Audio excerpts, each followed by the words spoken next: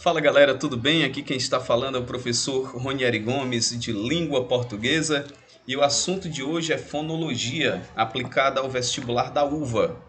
O que é a fonologia? Você deve estar se perguntando. Pessoal, vamos observar que a palavra fonologia é formada por duas palavras, fono, que é som, e logia, que é o estudo. Então a fonologia vai estudar o som. Nós não vamos se deter no aspecto ortográfico. Nós vamos observar a questão fonológica, ou seja, a questão da sonoridade. Eu vou dar um exemplo. Se você escrever a palavra também, o que você vai observar? Também, no final, o M tem som de I. Então, eu vou levar em consideração não o M que está escrito quanto à questão do som. Eu vou observar exatamente a sonoridade. Então, aí no caso, eu vou ter um ditongo. Mais à frente, eu vou estar falando com vocês a respeito disso. Uma coisa interessante, a base da fonologia é o fonema. O que é o fonema? É a menor unidade sonora de uma palavra. Ou seja, ele tem um caráter opositivo, na verdade, oposição. Se eu tiver duas palavras, fila e fita, a diferença dessas duas palavras se dá por conta da sonoridade, por conta do T e do L. Ele tem um caráter opositivo, ele faz exatamente essa oposição, ou essa distinção entre duas palavras. A base da fonologia é o fonema, como eu já citei, e nós não podemos confundir fonema com letra. O que é a letra? A letra é a representação gráfica do som. E o fonema é o próprio som, tá?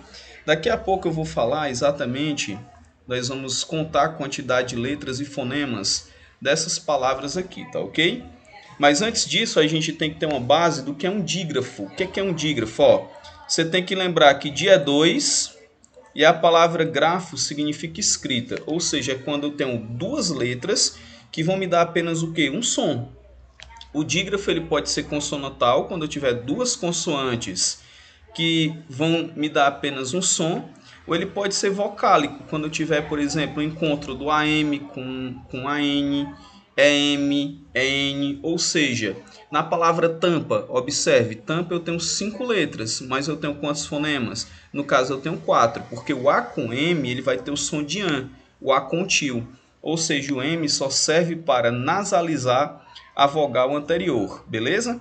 Uma observação interessante, tá? Quando esse A com M, vier no final de palavras, geralmente ele vai ter uma sonoridade. Por exemplo, eu tenho a palavra falam. Eles falam.